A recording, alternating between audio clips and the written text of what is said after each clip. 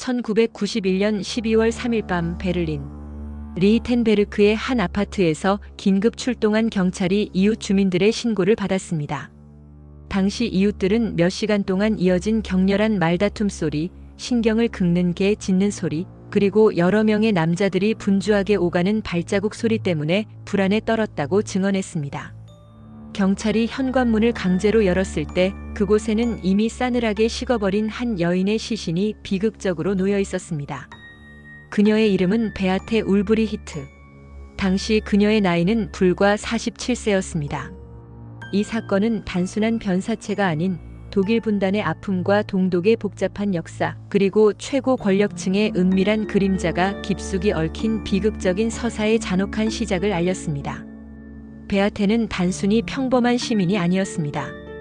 그녀는 동독의 초대 지도자이자 사회주의 통일당의 절대적인 제일석이었던 발터 울브리히트의 양녀였습니다. 발터 울브리히트는 동독의 건국을 주도하고 베를린 장벽 건설을 명령하며 냉전시대 동독 체제의 상징이자 핵심적인 인물로 군림했습니다. 동독의 역사를 논할 때 결코 빠질 수 없는 절대적인 권력을 휘둘렀던 인물이었습니다. 그러나 이처럼 막강한 권력의 최정점에 선 아버지의 거대한 그림자 아래에서 자란 베아테의 삶은 결코 평탄하지 않았습니다. 오히려 그 권력의 무게는 어린 베아테의 삶을 짓눌렀고 그녀에게 끊임없는 갈등과 깊은 좌절, 그리고 치유할 수 없는 상처를 안겨주었습니다. 이는 그녀의 비극적인 최후와도 무관하지 않은 깊은 연관성을 가지고 있습니다. 1944년 제2차 세계대전의 마지막 해 유럽 전체가 혼란과 파괴에 휩싸여 있던 시기에 그녀는 라이프치히에서 마리아 페스투노바라는 이름으로 태어났습니다. 그녀의 친어머니는 전쟁 중 독일에 강제 동원된 우크라이나 출신의 강제 노동자였고 아버지는 누구인지 끝내 알려지지 않았습니다.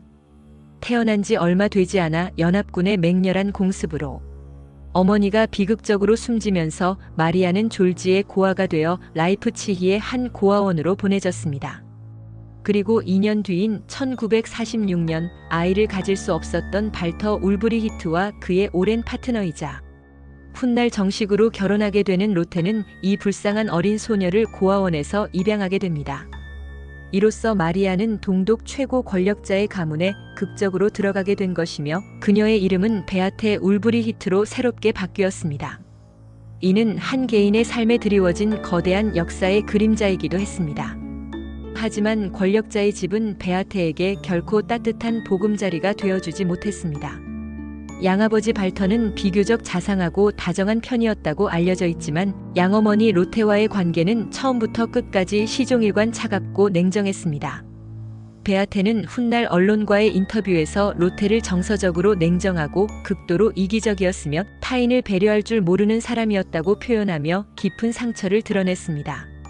로테는 베아테에게 공산주의 체제가 요구하는 새로운 사회주의 인간상이라는 거대한 부담과 기대를 끊임없이 주입하려 했고 이는 어린 베아테에게는 감당하기 힘든 짐이자 족쇄로 작용했습니다. 양어머니의 엄격하고 비인간적인 훈육과 차가운 태도 속에서 베아테는 단 한 번도 진정한 사랑과 따뜻함을 느껴보지 못했으며 자신이 로테에게 사랑받지 못한다는 깊은 감정을 내면에 품게 되었고 이는 평생 그녀를 괴롭히는 치명적인 상처이자 트라우마가 되었습니다. 이러한 불행한 가정 환경은 그녀의 불안정한 삶의 초석이 되었습니다. 청소년기에 접어들면서 베아테는 양부모, 특히 로테의 엄격하고 억압적인 뜻에 반항하며 거역하기 시작했습니다. 그녀는 부모의 높은 기대를 저버리고 자유분방하고 통제 불가능한 모습을 보였습니다. 결국 그녀는 일종의 징벌이자 고립의 형태로 소련으로 강제 유학을 보내지게 됩니다. 그곳에서 그녀는 이탈리아 공산당 간부의 아들과 사랑에 빠져 결혼했지만 양부모의 완강한 반대와 정치적 압력으로 인해 이 결혼은 채 몇 년을 가지 못하고 비극적으로 파탄났습니다. 첫 번째 결혼의 실패는 그녀에게 씻을 수 없는 깊은 상처를 남겼습니다. 이후 그녀의 두 번째 결혼 역시 폭력과 알코올 중독으로 얼룩진 비극적인 결말을 맞았습니다. 이 결혼에서 얻은 두 아이마저 양육권을 빼앗기며 그녀의 삶은 극심한 몰락의 길을 걸었습니다. 사회적으로도 개인적으로도 그녀는 계속해서 나락으로 떨어져 갔습니다. 그녀는 삶의 고통과 좌절을 잊기 위해 술에 더욱 깊이 의존하기 시작했고 점차 주변 사람들로부터 멀어져 완전히 고립되어 갔습니다. 육체적, 정신적 건강 또한 심각하게 훼손되었습니다. 1980년대 후반 베를린 장벽이 무너지고 독일 통일의 기운이 사회 전반에 감돌기 시작할 무렵 베아테는 이미 대중의 기억 속에서 거의 잊힌 인물이 되어 있었습니다. 그녀의 불행하고 파란만장한 삶은 동독 사회의 어둡고 그늘진 단면을 여실히 보여주는 듯 했습니다. 그러나 독일 통일을 불과 1년여 앞둔 1991년 그녀는 돌연 독일 언론의 중심에 서며 대중 앞에 다시 모습을 드러냅니다. 독일의 유명 타블로이드지 슈퍼와의 장문의 독점 인터뷰에서 그녀는 그동안 감춰왔던 양부모와의 뿌리 깊은 갈등, 복잡하고 비극적인 가족사, 그리고 동독 최고 권력자 집안의 은밀하고 어두운 면모를 거침없이 매우 솔직하게 고백하기 시작했습니다. 특히 그녀는 양어머니 로테에 대해 매우 가혹하고 신랄한 비판의 말을 쏟아냈습니다. 아버지 발터와는 달리 어머니 로테는 자신을 단 한 번도 진심으로 사랑하지 않았고 단 한 번도 따뜻한 모습을 보인 적이 없다고 비참하게 회상했습니다. 이 인터뷰는 당시 격변하던 독일 사회에 엄청난 파장을 일으켰습니다. 동독 최고 지도자의 양녀가 겪은 비극적인 사항, 그리고 그 가족의 은밀하고 충격적인 이야기는 통일 직후의 혼란스러운 독일 사회에 큰 흥미와 논란을 불러일으켰습니다. 많은 이들이 그녀의 용기 있는 고백에 주목했습니다. 하지만 이 인터뷰는 동시에 그녀의 주변에 알 수 없는 긴장감과 불길한 그림자를 불러오기도 했습니다. 그리고 그녀의 인터뷰가 공개된 지 불과 몇 달 뒤, 정확히 1991년 12월 3일 밤, 그녀는 베를린 리히텐베르크의 아파트에서 의문의 죽음을 맞이합니다.